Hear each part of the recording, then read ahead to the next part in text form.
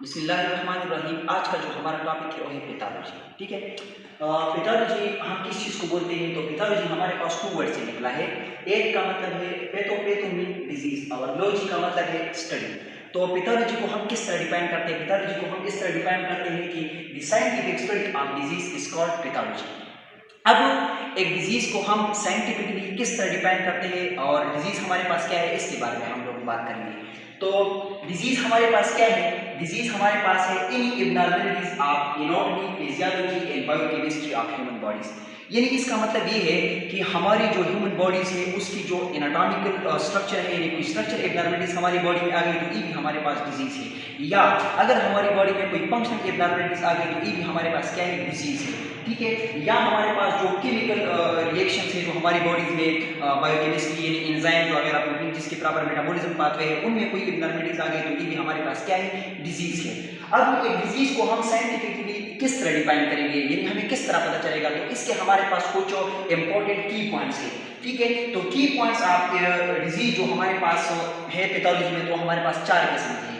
सबसे पहला जो मेन पॉइंट है हमारे पास डिजीज का, तो हमारे पास क्या है? वो हमारे पास है एटियोलॉजी। अब एटियोलॉजी हम किस चीज को बोलते हैं? एटियोलॉजी का मतलब है कि काज ऑफ डिजीज, यानी एक डिजीज हमारे पास किस वजह से होती है। तो इसको हम सिंपली डिफाइन करते हैं व्हाई ए डिजीज, अगर एक डिजीज क्यों होती है, उसकी वजह क्या है, उसके पीछे रीजन क्या है। तो एटियोलॉजी का मतलब है काज ऑफ डिजीज। अब ये जो एटियोलॉजी है ये हमारे पास दो किस्म की होती है। एक हमारे पास जेनेटिकली होती है और दूसरा हमारे पास एक्वायर्ड होती है। जेनेटिकली मीन कि हमारे पास वो डिजीज जो हमारे पास जीन पे ट्रांसफर होते हैं। फॉर एग्जांपल अक्सर जो पेरेंट्स से जो डिजीज ट्रांसफर होती है ऑफस्प्रिंग तक, कॉमन डिजीज हमारे पास जो या फॉर एग्जांपल थैलेसीमिया हो गया। ठीक है, ये एक ऐसी डिजीज है जो जेनेटिकली एब्नॉर्मलिटीज होती है, एक जीन से दूसरे जीन तक क्या होती है? मुंतकिल होती है। तो ये हमारे पास क्या है? जेनेटिकल एटियोलॉजी है। दूसरा हमारे पास एक्वायर्ड एटियोलॉजी है। एक्वायर्ड एटियोलॉजी का मतलब ये है कि हमारे पास जो एनवायरमेंटल काज है, for example daily life base पे हम लोग जब एनवायरमेंट में जिंदगी गुजार रहे हैं तो इसके जो दौरान हमें जो डिजीज होती है, फॉर एग्जांपल बैक्टीरिया हो गया, वायरस हो गया, ठीक है, फंजाई वगैरह हो गया, पैरासाइट हो गया, तो ये हमारे पास एक्वायर्ड काज ऑफ डिजीज है। दूसरा जो हमारे पास की पॉइंट है तो हमारे पास क्या है? पैथोजेनेसिस है। अब पैथोजेनेसिस क्या है? Pathogenesis the developmental stages of disease, यानी एक डिजीज तो आपको हो गई, वो किस तरह हमारी बॉडी में सर्वाइव करती है, वो कौन सी स्टेज में गुजर रही है। ठीक है, तो जब एक डिजीज, इसका मतलब ये है कि हाउ ए डिजीज करता है, डिजीज अब किस तरह हमारी बॉडी में फैल रही है और हमारी बॉडी में किस तरह के चेंजेस ला रही है। तो पैथोजेनेसिस हमारे पास है द मैकेनिज्म ऑफ डिजीज, कि एक डिजीज क्यों कौन सी मैकेनिज्म पे हमारी बॉडी में क्या होती है? सर्वाइव होती है। तीसरे नंबर पे जो हमारे पास है हमारे पास क्या है? इफेक्ट्स।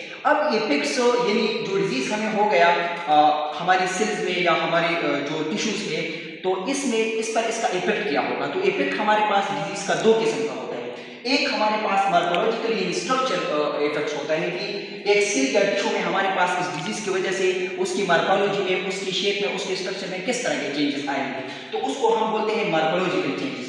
दूसरा हमारे पास क्या होता है? फंक्शनल यानी फिजियोलॉजिकल चेंजेस, कि अब ये जो डिजीज जिस सेल को हुआ है या टिश्यू को हुआ है तो इसके फंक्शन के कितना इफेक्ट हुआ है, ये प्रॉपर फंक्शन कर सकता है या नहीं कर सकता है। ठीक है, तो इफेक्ट भी हमारे पास दो किस्म के होते हैं, मॉर्फोलॉजिकल चेंजेस या फिजियोलॉजिकल चेंजेस फंक्शन के हिसाब से।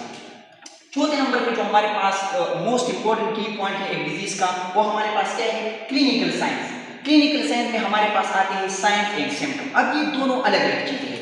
साइंस हम किस चीज को बोलते हैं? साइंस हम उस चीज को बोलते हैं the subjective indication of disease perceived bye patient. For example एक पेशेंट हमारे पास आ गया और उसको हमने नोट किया कि उसको वोमिटिंग हो रही है, डायरिया हो रही है, या उसकी एनाटॉमिकल स्ट्रक्चर कोई फ्रैक्चर वगैरह हुआ है, तो जब हमने पेशेंट में हमने उसको क्या कर दिया? परसीव कर दिया और डॉक्टर को बता दिया, तो इसको हम साइंस बोलते हैं। जबकि डॉक्टर सिम्टम क्या है? जबकि डॉक्टर उसकी क्या करता है? एग्जामिनेशंस करता है। ठीक है, फॉर एग्जांपल उसकी हार्ट की अस्कल्टेशन वगैरह चेक करता है, बीपी वगैरह चेक करता है।